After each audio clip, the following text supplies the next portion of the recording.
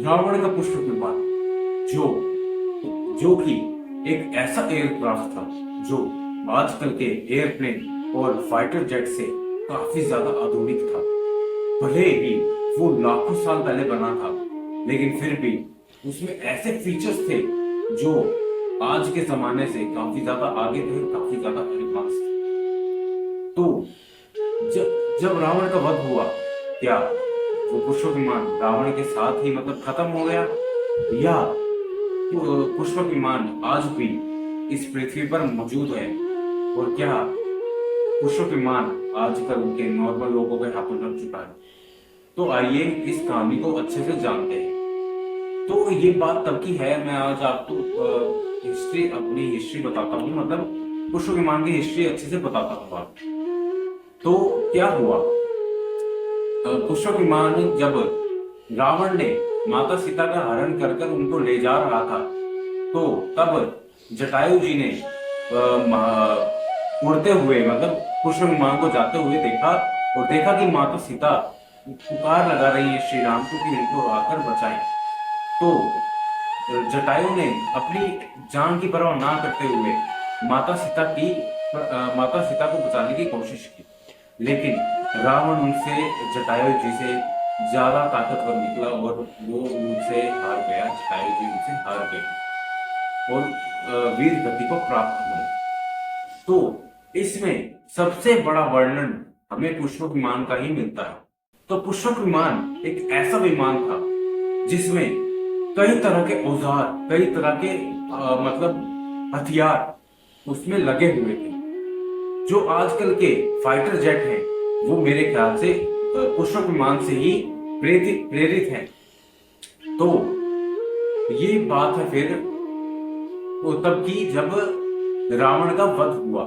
हाँ, और पुष्पक विमान शुरू से ही रावण का नहीं था। ये पुष्पक विमान विश्वकर्मा जी ने अपने हाथों से बनाया था, और फिर ये पुष्पक विमान भगवान ब्रह्मा जी को सौंप दिया था, और भगवान ब्रह्मा जी ने ये आशीर्वाद के रूप में कुबेर जी को दिया। और कुबेर जी जिनका रिश्ते में रावण सौतेला भाई लगता था, उन्होंने और रावण ने उनको युद्ध के लिए बुलाया, युद्ध किया उनके साथ, और कुबेर जी को युद्ध में हराकर उनकी सोने की लंका, कुबेर जी की सोने की लंका और कुबेर जी का पुष्पक विमान उनसे छीन लिया, और पुष्पक विमान लेकर रावण ने लंका में अपना ढेर ढेर जमा लिया। तो जब रावण का वध हुआ, तो पुष्पक विमान का क्या हुआ? तो पुष्पक विमान की पूजा श्री राम जी ने खुद अपने हाथों से की, और श्री राम जी ने ये वापस कुबेर जी को, ये पुष्पक विमान कुबेर जी को वापस देना चाहा, लेकिन कुबेर जी ने पुष्पक विमान लेने से मना कर दी, क्योंकि उन्होंने कहा कि प्रभु, ये पुष्पक विमान आप अपने पास ही रखिए, और पुष्पक विमान में ही आप, माता सीता और लक्ष्मण जी अयोध्या के लिए प्रस्थान किए। तो श्री राम ने ऐसा ही किया। श्री राम जी और माता सीता और लक्ष्मण जी जब अयोध्या पहुंचे, तो उसके बाद हमें कहीं भी ये नहीं बताया गया कि उसके बाद पुष्पक विमान का क्या हुआ। कुछ ग्रंथों में ऐसा लिखा गया है कि ये पुष्पक विमान श्री राम जी ने भगवान ब्रह्मा को वापिस लौटा दिए, और कुछ ग्रंथों में हमें ये बताया है कि वो पुष्पक विमान अयोध्या में ही आने के समय में हमेशा के लिए रहा।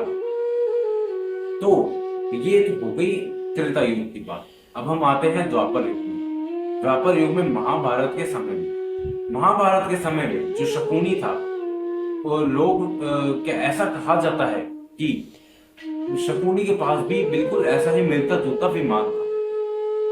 तो लेकिन ये पक्का सबूत नहीं है कि वो पुष्पक विमान ही था, क्योंकि ऐसे विमान कई लाखों, कई हजारों संख्या में थे, कई हजारों, कई लाखों संख्या में थे, और वो विमान, उनमें से एक विमान शकुनी के पास भी था।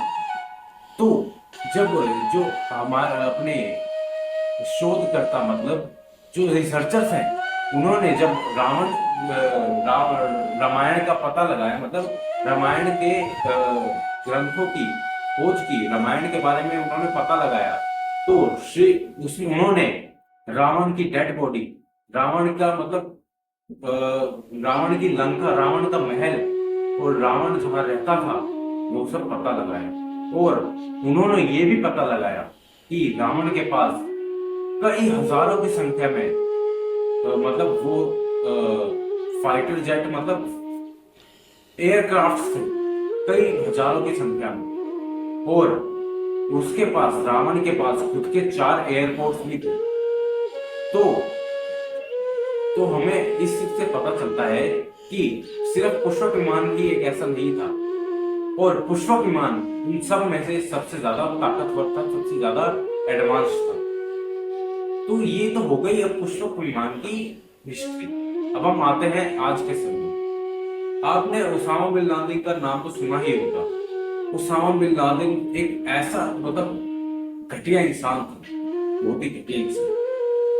अमेरिका की सरकार उसके पीछे कई सालों से लगी हुई थी, उसको इतने सालों से ढूंढ रही थी। तो उसकी खोज इतने कम से कम 10 सालों से कर रही थी वो अमेरिका अमेरिका की सरकार।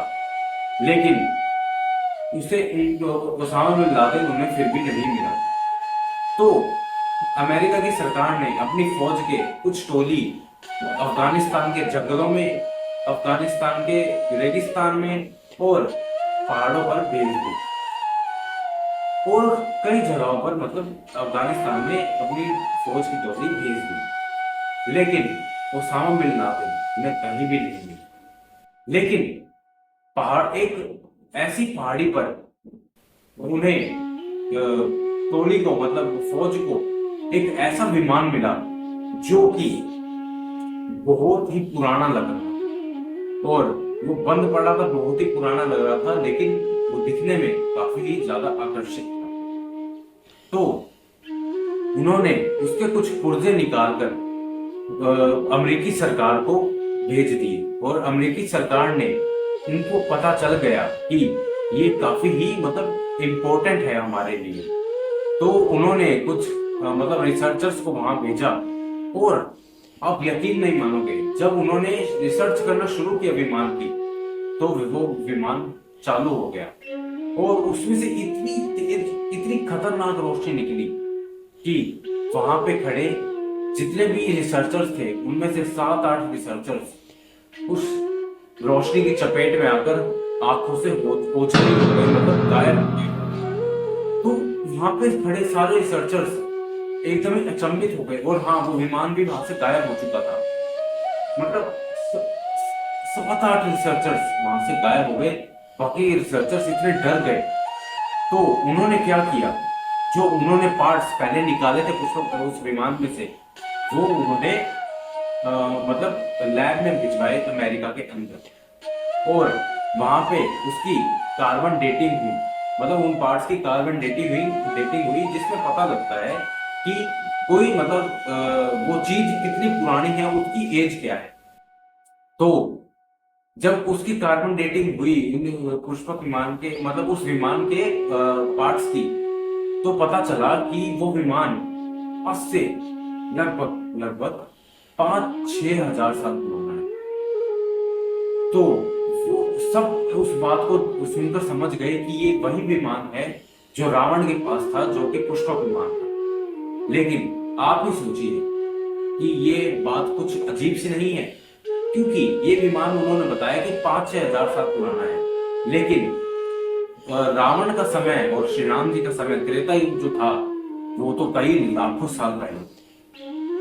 तो जब तो ये जो विमान था वो तो सिर्फ 5-6 हजार साल ही पुराना था। तो मैंने आपको पहले बताया था कि शकुनी के पास भी एक ऐसा ही विमान था। तो और शकुनी का जो राज्य था वो गांधार था, जो आज के जमाने में अफगानिस्तान के अंदर ही है, जो आज के जमाने में जिसे बोला जाता है गांधार।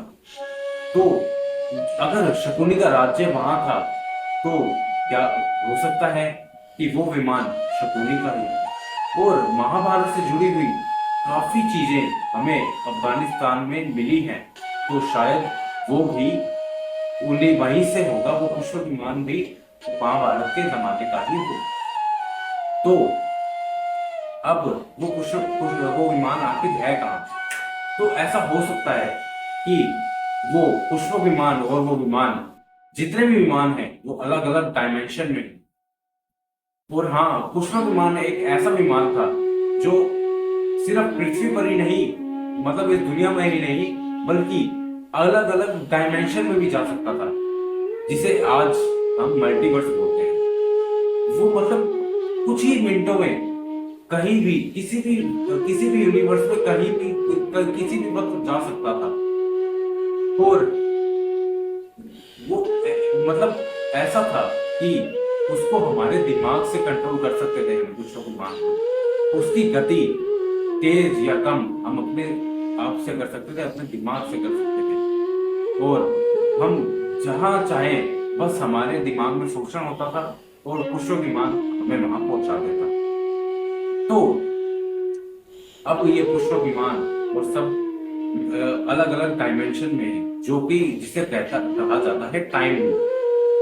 तो शायद जो भी उस विमान को ऐसे मतलब छेड़ता होगा, उस विमान को, क्योंकि वो है महाभारत के समय का, तो अपनी सुरक्षा के लिए मतलब कोई भी उसे छेड़ता होगा उस विमान को, तो वो विमान अलग अलग टाइम लूप में चला जाता होगा। और टाइम लूप में, और जो जो भी उसको छेड़ता वो उसी के साथ उसी टाइम लूप में फंसता। तो टाइम लूप का हमें सिर्फ पुष्पक इस विमान में ही नहीं, बल्कि आजकल के प्लेन में भी मिलता है। अलग अलग मतलब अलग अलग प्लेनों में जो टाइम लूप में फंस चुके हैं, कई मतलब एक बार गायब हो गए और कई साल बाद वो वापस आए। तो ऐसी ही एक ट्रेन भी है जो कई सालों से टाइम लूप में फंसी हुई है ऐसे। और वो तो एक अलग टॉपिक हो गया, मैं उसके बारे में बाद में वीडियो आपको बनाऊंगा और आप देखेंगे। तो अब ये फिर टाइम लूप का जिक्र मतलब हमारा जो सोलर सिस्टम है, ऐसे ही हमारी गैलेक्सी में पता नहीं कितने अरबों कितने कितने ज्यादा सोलर सिस्टम होंगे। और कितनी अरबों में गैलेक्सीज होंगी, कितने फिर अरबों यूनिवर्सेस होंगे, और उनको मिला के एक मल्टीवर्स बनता है। तो सोच सकते हैं कि वो आज अब वो विमान किस टाइम लूप में होगा। वो क्या पता महाभारत से जुड़ी हुई कितनी चीजें हमारे आसपास ही हो, इसी समय में हो, लेकिन किस टाइम लूप में ये हमें नहीं पता। शुक्रिया दोस्तों, मेरी आज की वीडियो बस इतनी ही थी। आशा करता हूँ आपको ये वीडियो पसंद आई हो। अगर पसंद आई है तो लाइक कीजिए। अगर ऐसी और वीडियोस चाहिए तो इस चैनल को सब्सक्राइब कीजिए।